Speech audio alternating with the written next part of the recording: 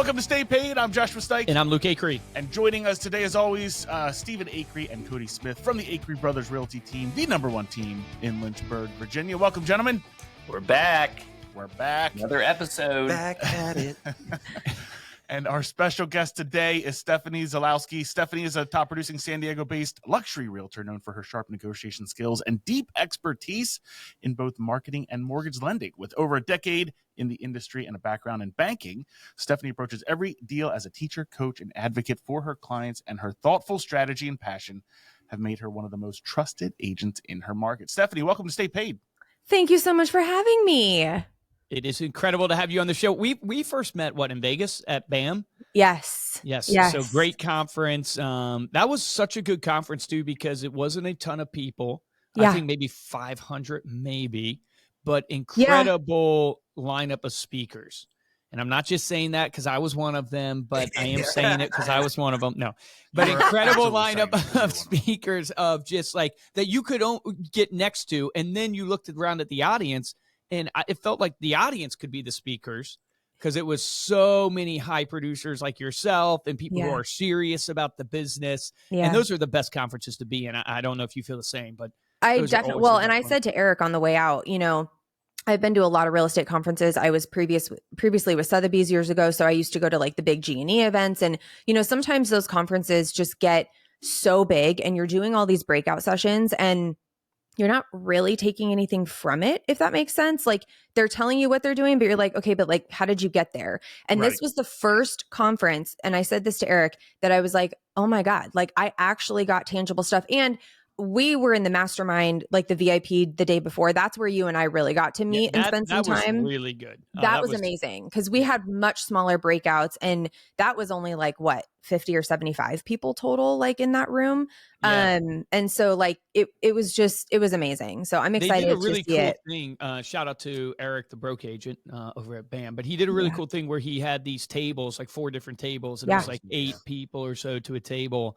And you did like a rotation. So you spent, 20 minutes or so on a topic. That was really awesome. I mean, I feel like you crush it on social. Your podcast is amazing. Thank you. So I'm really excited to talk about all that stuff. But I want to hear a little bit of just your background. How long you've been in the industry? Yep. What has this year looked like for you? Because I know it's been a little bit of a harder year.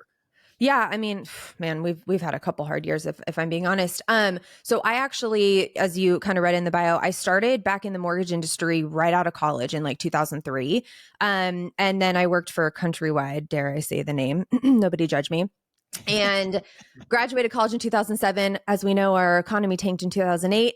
They took me from underwriting and, doing all the subprime craze to foreclosure. And I was like, this is not life. This is not what I want to do. So I ended up leaving Phoenix, where I was born and raised, and moved out here to San Diego in 2013. Worked corporate for a couple of years, kind of, basically moved out here, found a job, had to kind of do that in my late 20s. And then I got back into real estate. I met someone and they're like, why are you not like back in residential real estate? So I've been doing this again full-time for almost 10 years. So jeez. And you still like it, which is a testament. I mean, I know a lot of it's like some days I look around and I'm like, do we need to think about the choices I made? No, I'm just kidding. I do. I could never go back to a cubicle, right? Like I could never go back and sit and like work for somebody. It's as much as people think like they get, freedom and, get to pick their schedule and all that stuff. I mean, we really don't, but there is freedom to it. You know what I mean? And there is no glass ceiling, which I really love being a woman. We get to kind of, your income is dictated by how hard you work. So, yep.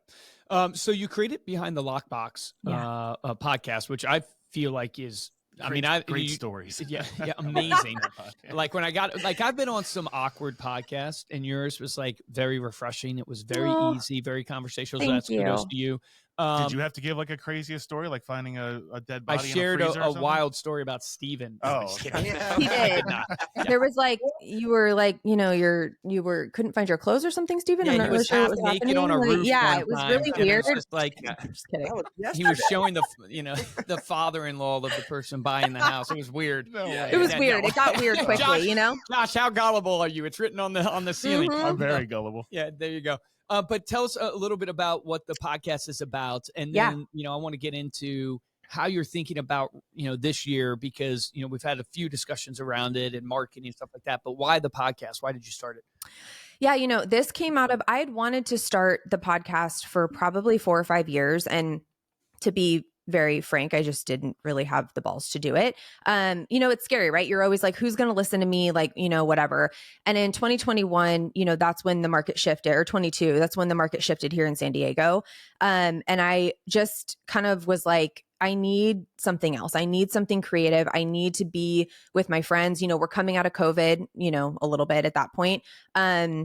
And I was like, this is the time to start something. I am a creative person by nature. And so I just kind of went all in. I started doing the research. I literally bought all the equipment myself. I really was deep diving into looking at what other successful podcasts had done. How were they doing it? Reading blogs, like, all the things. So like, I know more about audio and equipment than I ever wanted to know. So, there's Amen. that. But, I think in the beginning, it was a little nerve wracking, if I'm going to be honest. People, I don't think really got what I was doing. They very much were like, why would you promote other agents on your podcast? Which in my opinion is so short-sighted, because we need to network and collaborate. You know what I mean? And what we see and what we go through, whether it's what it's like to be a female in the industry and how you need to be safe when you're meeting people you don't know, or finding squatters and doing drugs in a house that you're going to show, and you're like, and you go running out, like That's really normal in Lynchburg, Virginia. It is where normal. Stephen and Cody. Is it? I enjoy those. Oh, well, it is here. So, nothing really shocks me at this point. But whether it's like crazy wild stories like that, I don't know how graphic I can get. If you guys listen to the podcast, you'll hear like people find some wild, disgusting things. Or, with all the NAR stuff, like we started talking about commissions because people really didn't understand how we got paid. I just had a conversation with a friend of the family last week, and he's like, oh my God, like how much did they pay you? And I'm like, who's they? Like, I pay people. Like, what are you talking about? You know what I mean? So it took like forms that I didn't know that it was going to take, which I really love. But the nature and the center of it is really humor and bringing our agent friends together and just talking and laughing and having a good half hour, 45 minutes with each other to just, decompress about everything that we go through and the things that we see. Yeah. What do you think we got asked this question the other day on the podcast, is like the biggest misconception that people have about your industry because of all the stories that you have now and what you've been in? I'm curious, like, what do you think the biggest pain point is that real estate agents face with the perception that clients, consumers have about real estate agents? Yeah. I mean, I think historically, there's it's one of those things where I think for a long time, I thought that people were like, oh, you just turn on, you get the sense of people are like, you just turn on lights, you open doors, you get these big paychecks, you're not doing a whole lot, which again was another piece to the podcast that we talk about of everything that we do that goes into a deal, how we're not paid till it closes, all these things, right? So I think that there's a big overarching misconception of what we really do, how we get paid, and how much actually goes into it when it comes to negotiation, how long a deal can take, all those things. I don't think that people really understood. And I think that the Redfins and, the Purple Door or whatever that company was, and those kind of companies really came through and put kind of a damper on things where they're just like, it's just one of those things that you get what you pay for. You know what I mean? So if there's an agent that's not really doing a whole lot, you're going to get what you pay for in terms of negotiation, how the deal goes, price, all those things. So I think the biggest misconception is really what happens behind the scenes, because for the longest time, we did such a good job at not kind of shielding our clients from all those things, right? Like, don't you guys agree? Like you don't want to show them the drama. You don't want to show them the arguments that's going back and forth, and you want to have everything smooth. Well, with that sometimes comes people being like, what did you really do to earn this money? You know what I mean? So I think there's a misconception with that going on. When we sold our first house with Steven, and then got involved in real estate, I was like, holy smokes, I had no idea what you guys probably went through. That was a during painful transaction. That was painful. Yep. Working with Cody that wasn't supposed to be sold, and let's not get into it. You know what I think? That actually I think is a good thing out of the commission change that just happened that's going to be an influence in the industry, is forcing the buyer's consultation and forcing the education of the buyer that you're paying me. because I really do believe, obviously salespeople, we like the path of least resistance. Right. And there was a tactic of sales for at least half the industry where what they would do is they would tell Stephanie, hey, Stephanie, you actually don't pay me. And they would exactly. Your dog agrees. Gwen is here. She didn't like it either. Yeah. You don't pay me. And then what they do is they don't even talk about how they get paid. Right. They just go show you a bunch of houses, and they're hoping by osmosis over time we just build a relationship and just become one. And it's just like you get to the closing table. It's like, oh yeah, and I get 3%. That is so right. It's literally how most of the, I shouldn't say most, half of the industry was selling. It was just like really time of together. Yeah, it's turned out to be It really was. good for our industry, honestly. Yep.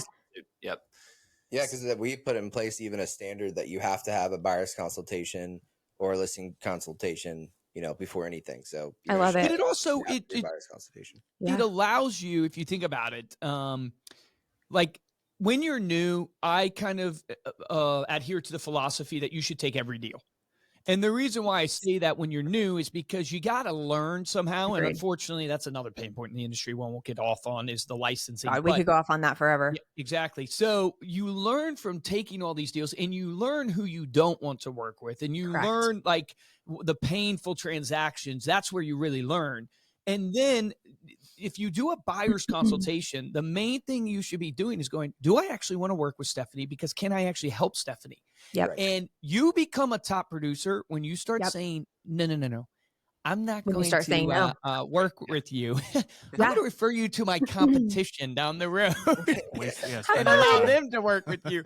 I heard a great story on Dave Ramsey where he talked to this auto mechanic guy and he said, I just learned over the years there'd be some clients that would come into my auto mechanic shop and I'm just like, oh, they're going to be terrible. So I had a stack of my competitors' business cards on my counter. And I would give brilliant. them. Yeah, he goes, I would give them my competitor's business card and say, hey, I actually can't handle this, but this is a perfect job for so-and-so shop. That's hysterical. I don't know if I ethically agree with it, but it's great. I mean, I think I 100% agree with that though. And we've talked about this on other episodes of the podcast where, we did kind of it was more like a woo-woo episode, if you will, but it was very much about like saying yes, saying no, when to say no. And again, you do need to take every deal when you're new, not only because you need the money. I mean, again, we don't get paid till we get paid. So like it's 100% commission is a painful place to be in the beginning. But I think that there's an element to learning there for sure. And also, but not just learning within the deals, but you are able to learn like, look, I've had one in particular, very, very abusive client to where I actually blocked them from everything. Like I will never work with these people again. It was traumatizing. Like I won't go into it here, but like it was actually really wild where if your stomach is hurting every time the phone rings or you want to throw up or like they just scream at you, guys, we're not here to be inducing. Great. Great. And it's not worth it. It's just not worth it. What did they do that made them a horrible client? Just so the audience can know, like, maybe share. So, I mean, please share all. Tell all. So I can tell all. They, we were the fourth listing agent. And which is great when you get to that point, as you guys know, right? Because then you're like, I'm going to sell the sucker, which I did sell it. Let me just tell you. However, there was a lot happening behind the scenes. They were going through a divorce that we later found out, they weren't reasonable on price. And to be quite frank, I mean, she was just abusive. And when things weren't going, like verbally, because the reason why I'm asking for the details is because if I'm in the audience, I'm thinking to myself, well, how do I know if this is just what I have to put up with as an agent? You don't. Or you don't. There you verbally abusive, screaming at you. I would try to talk to her about what the other side was asking for, and she would just berate me. I mean, scream on the phone, cuss, all these things. And like, look, I cuss a lot, but like obviously never to a client or like something like that. You know what I mean? Like, and it was just, it got to the point where I just had to hunker down and get through it because we were in a long escrow, and we only really got through it because of the buy side because he wanted it so badly. But it just, when a client is treating you that poorly, or if your stomach is really hurting and you're sick every time you have to answer the phone, you don't need to take it. It got to the point. But I understand when you're new, you want to get through that. And I was only 5 years in at that point. This was 2020. when this happened. And so, I still but also there's some sickness. Do you guys agree with like us being entrepreneurs? They're like, oh no, I'm going to close this. You know what I mean? Like I've gotten this far. I'm seeing this through. Yeah. So like there's that element too. But I think, I agree with you when it comes to buyers and sellers. Like if I get an outbound call or an inbound call, sorry, not outbound, that would be me calling inbound. I need more coffee, guys. It's so early here on the West Coast. I didn't think about that. You're right. It is early. Yeah, it's 8 a.m. Like I was like, I can do this. Anyway, when I get a phone call, it's, I'm always like, oh, how did you find me? Like you want to ask those questions. I'm like, hey, you know what? And the last person I said, let's meet for coffee. I want to make sure I'm the right fit for you. And she said to me, oh, yeah, I would love that. It was almost like it hadn't occurred to her that maybe she had been calling a few agents and we met and we hit it off, and I adore her. She's great. But you need to kind of set those boundaries and set that precedent. Takeaway close too, because when you immediately enter into the equation, I think in buyer psychology of I might not work with you. Yeah. Then they go, well, what do you mean? I am good enough for you. I'm not good enough for you. So it's like you enter that in, you have to do it tactfully. I'm curious you guys' thoughts on this. And I don't know how even Stephen, how you and Cody think about this is, do you allow clients to communicate to you after, let's just pick a time, say 8:00 at night, but for some might be sooner. Like what's your cutoff? Do you respond? Do you set expectations that you won't respond? What's your philosophy there? I don't, just because we're in such a fast-paced market. And I always tell my wife this. I'm like, babe, we just actually put our house on the market and got it under contract. And who was the agent? No, just kidding. I tried. Her name. It wasn't Steven. It wasn't Steven. He didn't sell his This own is home. awkward. This is awkward. He did. But you need to keep in touch with yourself, bro, so you don't, lose the client. Send yourself a magazine. Okay. Anyway, sorry, keep going. Yes, you answer their phone calls at any time at night. Yeah, well, it just depends on the situation, right? Because like I'm negotiating the deal for us, me and my family, at 9:00 at night. Because it's what needs to be done to get the highest price, and speed matters so much in this business. It's not even funny. So that's back to your point, is like Stephanie's just, there's so much in the background that people don't understand. There's a lot of intuition that's involved with it. But yeah, I have to negotiate at some points because I'm like, babe, if this was our family, what would you want us to do at this moment? Right. And I need to negotiate this deal. So I don't set an expectation necessarily with that, because I'm on the phone sometimes at 9:00, and then sometimes I don't take calls. Yeah. Right? Okay. Well, let's go to you, Cody. What's your opinion on it? Yeah. So it's not a black and white answer. That's something for me. I'm a black and white person. So I'm very yes or no. But real estate, there's so much gray. That answers are very gray because it could, matter from person to person. It is situational. But what I do, number one, what we do as a team is we have a group text with me, Steven, and our transaction coordinator in it. That way, if Steven can't respond, I can respond or I can call. So it's not all dependent really just on one person. And then number two, I let my clients know that I'll always respond, but I might not answer the call. So if I get a call at 7:00 is dinner, bath times. I've got 2 boys. So like it's very chaotic. And I thought you meant your bath time. Yeah. It's my bath time. Bubble bath. That's her on. But no, bath and all that. So it's very chaotic. And in most cases, it's not that important to take that call right then. So I'll just text. I'll always respond back, like, hey, I'll give you a call in an hour. Is it urgent? And I like 9.5 out of 10, they said, nope, not urgent. Give me a call in an hour. For sure. So manage your time that way. For someone starting out, answer every call. Your first answer every call. First year, answer every call. But once you understand the business and what the intuition of what is urgent and what is not urgent, in most cases, you can control your time, but it still needs to be responded to. Yep. Love that. What about you, Stephanie? What's your opinion on it? 100% agree. And it also depends on the client for me, right? There's so many clients, like they'll text me and be like, oh my God, it's 9:00. I'm so sorry. And I'm like, no, it's cool. I'm up. I'm watching Bravo. Yes, I'm a Bravo junkie.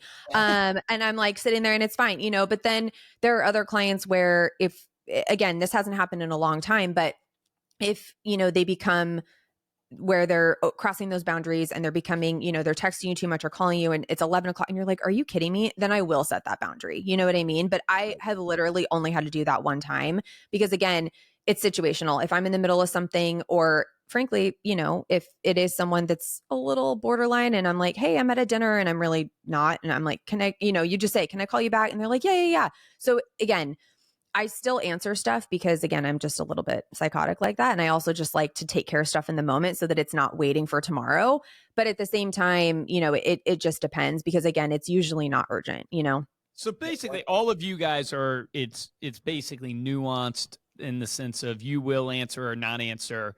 The one devil's advocate I would throw in is I think you're probably missing maybe you're doing this and I'm just not interpreting correctly, but you're missing an opportunity that if you set the expectation and then actually talk to them at 9, now you've gone above and beyond. That's true. And so it's like if you at the beginning of the thing go, hey, this is, what my working hours are. This is what I do. Then you still answer the call or you still respond. Boom. Now you've done the unexpected and gone above and beyond and you've set the tone for him. It's kind of the convo we've been having with Tim about his commissions. Yeah. It's like I was an agent on Steven's team was getting lower commissions than he deserves. And I said, it's not that you're giving your commissions. That's the problem. Like it is. You shouldn't. It's that you're not even trying to get the 3% that you deserve. Yeah. So you're losing on both ends because you're not getting the appreciation from the client that you just sacrificed. They're thinking, yeah, this is normal, 2.5 or whatever. And it's like, no. If you're going to give them, that percentage, at least make sure they know that, hey, I'm 3%. And then once you give it, because then you reap that reciprocity and that appreciation. I see it very similar for like, I think you actually need to answer the calls and go above and beyond. But from a sales or I would call it a client experience journey, you need to set the tone of like, oh, no, this is how it functions, but I'm going above and beyond. I like that. I think you're right. I wouldn't say that. It just doesn't happen too often. You get called after 8. I would say. Yeah. So Speak I for text them. yourself. I'm in all your text messages. I know. And I answer them. So yeah, that's what I would say. And then if they call at 9 and it's not urgent, I just text, hey, you're free at 9 a.m. tomorrow. So, but I guess you could do it pre if you really want to. But for me, it hasn't been that big of an issue to control my time. I hope people in the comments will tell us what they do because I know we had Garrett Maroon on the show. Who love Garrett, right? He's top producing agent, I guess, kind of close to you guys, right? Hampton Roads or something like that. But he like swears by, I do not answer, calls, whatever during family time or anything like that. He puts it on his voicemail. He swears by. You often wonder, Garrett, let me know if you listen to this. Is that actually true? Or are you just saying that? Dude, you know what I mean? Like even Pull up your Pat, call log. Yeah, seriously. What you say, Pat Steve? on his podcast, he was working with a commercial agent and he's buying a bunch of real estate. And Pat said he talked to the guy and the guy told him, I don't answer my phone. I'm after 5 on family time. And Pat immediately cut him, right? And then 3 years later, the guy calls him. He's like, hey, how's things going? He's like, hey, they're going great. I'm buying a bunch of real estate. He's like, oh, why didn't you contact me? He's like, well, you don't work after 5, bro. It's simple as that. You have to be available to people. Yeah. And it is urgent in real estate most of the time. Like if you're negotiating a deal, you have to communicate after hours. It's just impossible to get them the price that they want unless you're driving up the leverage of attention. You almost could turn that into a sales tactic for you at your listing presentation or buyer's consult where a lot of agents will not answer at all times. I will be available at all times. You could leverage it that way too, but as long as you're leveraging it towards the sale, I like the client experience above expectations better in my mind, but you could leverage it. Otherwise, it gets so chaotic. But go ahead, Cody. I was going to say it's ultimately what you want your what business to look like. Like he lost out on Pat David. I'm sure he's ticked to that, but maybe he's not. Maybe he didn't want that big of a world. So in my opinion, that's what I would look at it. Like, I think you just limit yourself by doing something like that, where you can control. That's a great point. And help your business.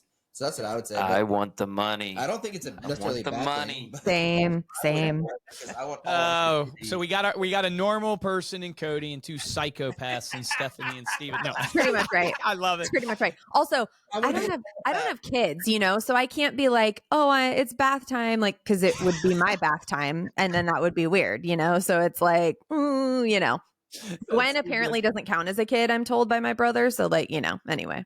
Yeah. Well, you could stick them in a crate, so I don't know if you can do that for kids. So I think it's a crib. You could, but crib, and it's called a crib. Yeah, exactly. It's called a crib. Okay, let's switch gears just a tiny bit because I want to get a little bit tactical here at the end as we wrap up because I feel like you do a great job on social. Thank you. And just your personality, what you put out there, all that stuff. Can you tell us kind of how you think about social, what you're posting, what you would encourage agents to be doing right now on their social media. Should they start a podcast? Should they not? Like, how are you thinking about marketing in that way? Sure. So I have really begun this year specifically to double and triple down on social. It's always been kind of there in the background. Look, I'm an elder millennial, so I struggle with social a little bit. I did. And I've really kind of changed my thought around it. As you know, I joined Reel in January. And so I'm with Paige Steckling and kind of her team and her group. And she's incredible. Like, love yeah, her so much. Crazy. And with the podcast, because I'm posting so much content there, I really wanted to kind of make things come together, right? Because the podcast has its own Instagram and then I have my Instagram. And so they marry together. I collaborate with the two a lot, that kind of thing. And so look, I'm not a door knocker, especially in this area. It's just like certain other parts of San Diego, but La Jolla, like it's just kind of not really something that's, done in certain areas. You can, but like, there's gates or you won't get answers or whatever. And I'm not a cold caller, never have been. It's just not my thing. I'm very network based, always have been, whether it's networking with other agents, making my 5 calls a day, I'm just very much of that. That's how I was trained. It's just kind of where I go. So I started thinking about social in that way. And I know a lot of people that are crushing it on social. And I'm someone who just wants to lead with like authenticity and humor. Like everyone has always said to me, like, it's written all over your face. And it's true. Like what you see is what you get with me. And I think that can really also come out on social in the best way. So because of the podcast and, just because of the times we're in, I've really started to triple down. And social is free, takes a lot of time. But, I've started using Coffee and Contracts this year, which is another great vendor. Shout out to Haley's anyone. Great. We've had her on the show. She's amazing. I love her so much. And I'm actually going to sign up for the affiliate program and really start kind of promoting it because it's helped me so much. And it just takes the pressure off of like, what do you need to do? Right. And, going to BAM and just hearing what people are doing on social, how they're, thinking about things, how they're coming up with ideas to shoot content, things like that really, really helped me. And just being a part of BAMX, right. And just kind of hearing the things that they're doing. So it's kind of educating yourself in all areas. It's free, but it takes time. But if you want to do that and you want to level up, this is what you need to do. Right. And so, with all of that said, there's also an element to, in a tough market, we had kind of talked about this a little bit, I think on my podcast, maybe it was off air. I don't remember when we said this. But like, this is not the time to pull back. This is a time to double and triple down. And is it painful at times? Yes. Monetarily. Right. Yes. But like, you got to pay to play and you have to spend to make money. And so that's just, I am living in what I call Delulu and I'm just full fucking steam ahead. You know what I mean? So In fact, that's a great strategy. Take a word like delusional and just, spice it up. Delulu. Spice it up. I'm just Like- living in Delulu. I'm not delusional. Saying that. So my struggle point with like social is always the trackability of it. So like we highly track all of our numbers, every single lead source, where it comes from, all that good stuff. How do you approach that, especially like when you're getting started? Because like we're pretty much just getting started with social, like going full fledged into it. We have a goal of 6 transactions organically straight through, social media, message, DM, right, that kind of thing. But I don't know how to analyze trackability on social. How do you like go about that? There's a few different ways. So I'm sure you guys have heard of ManyChat. Have you implemented ManyChat yet? We had it at one point. We don't have it right now. Yeah. Okay. So what I'm doing is like yesterday I put up a post. I'm not sure if Luke, if you saw it, but it was about, there's a thing here in San Diego called owner alert. So if somebody were to fraudulently record title on your property, which can happen, just like they can steal your identity. If you're signed up with this, just like a Experian alert or something, it'll alert you like, hey, did you do something? Did you re-record your title? Did you give a grant to, though you'll be like, no. And then you can immediately go and try to get it fixed. Right. So with things like that, what I did is I posted that green screen video and then I put comment alert and I'll send you the link. And in ManyChat, if somebody comments in the back end of that, I can see who I've interacted with. And like, let's just say, and you can set up different automations for the DM where you can then follow up with them, put them in an email. Like you can get really nuanced with it. I haven't gone that deep yet because what I'm doing is if it's not somebody that if it's someone I don't know and they comment, I'm going in ManyChat and I'm basically extracting that and I'm putting it into my CRM if I get their email or their info, or I'm going and connecting with them in the DMs and starting to kind of, connect with them there. And I'll make a note of that on a separate spreadsheet. So you analyze that in terms of like how your growth of your database basically goes, like how many people I pulled from social or added to my Sphere yes. in CRM. Okay. Yep. And that's how I'm going to start looking at it. That's how I'm going to start tracking it. Excuse me. So it's still, like I said, I really just started in January, like tripling down on this. And so it hasn't been like a flood of people yet, but there are some. And what's been the best though, is that it's really my SOI more than anything. And then of course, in Instagram, you can look at your analytics. Like I just posted a trial reel the other day and I'm waiting to look to see. So I basically shot what the analytics were when I first posted it out to just like on my page. And then I did a trial run on the back end. So I'm kind of doing all these different things, but I'm also working with people who know about this stuff, who are doing this all the time so that I can ask questions and then learn and start doing it that way. So there's different things you can track. And I have made a separate spreadsheet for things if I want to be like, okay, this person came from Instagram, or if they reach out to me somehow, I'm always like, how did you call? Let me know. And then in the CRM, I'll put that down so that at the end of the year, I can say, okay, so many people came from social, that kind of thing. Circle back to me next year and we'll see how well I really tracked everything, because this is like 4 months in, but there's definitely ways you can do it with the analytics in the back of Instagram, ManyChat, things like that. So how do you approach follow-up then with that? So like, I love the idea of, okay, if I add 10 extra people to my database, I know that there's going to be growth, right? Because I'm making connections. But what is the follow-up to make sure they're actually a client, then actually a Sphere, right, in your CRM? That's happening in my CRM. So like when I add anybody in there, there's different things that I can put within the CRM to make sure I follow up. I'm also the follow-up boss. Like I will follow up with you until you tell me to go F off. You know what I mean? So like, even if you don't answer, and I took that from Ryan Serhant in the very beginning of my career, he is also somebody who follows up. And I'm just coming from the corporate world and just kind of being good in that realm. That's something I'm really good at. So that's not really an issue for me. But if it is for some people who forget, definitely make sure you have a CRM that is plugged in and that you're able to kind of, do that kind of stuff. I had the Compass CRM previously when I was with them. And so I'm actually transitioning everything over right now, actually this week as we speak. So it's things for me, like I just don't forget. Like I have everything written down, whether it's on my computer, my notes app, whatever, but I'll let you know when I kind of transition over how that's going. Yeah, it sounds like you'd be great at cold calls. I know you said you hated them. I hate it though. That's what I was thinking, actually. Yeah. I hate it. You don't need a cold call when you're great at relationships. It's kind of the Gary Vee had that famous talk at one point where it was clipped up all around, where he said, "What's the ROI of a cup of coffee?" Meaning, if you go to a cup of coffee with your friend, your mom, what's the ROI of that?